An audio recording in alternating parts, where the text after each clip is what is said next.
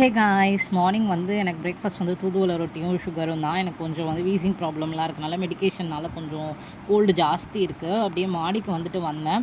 அப்படியே இந்த violet colour hibiscus வந்து பூத்துருந்துச்சு அப்படின்னு சொல்லிட்டு எங்கள் அப்பா சொன்னனால அதை பார்க்கலாம் அப்படின்னு சொல்லிட்டு மேலே வந்திருந்தேன். அது போக வந்து எனக்கு வந்து முக்கிய ரீசன் வந்து நான் அம்மா வீட்டுக்கு வந்தது வந்து ஃபீடிங் ஸ்டாப் பண்ணுறது தான். ஸோ தனியாக இருக்கும்போது எவ்வளோ கஷ்டம் அப்படின்னு சொல்லிட்டு பாப்பா பிறந்ததுக்கப்புறம் தான் தெரிஞ்சிச்சு.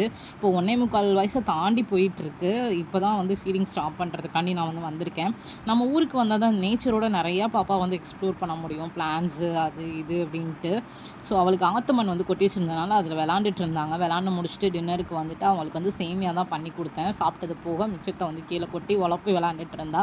எனக்கு நைட்டுக்கு வந்து பத்திய சாப்பாடு உப்பு இல்லாமல் வந்து கஞ்சியும் தேங்காய் துவையலும் தான். அதை சாப்பிட்டு முடிச்சுட்டு ஒரு குட்டியாக வந்துட்டு ஒரு வாக் போனோம்.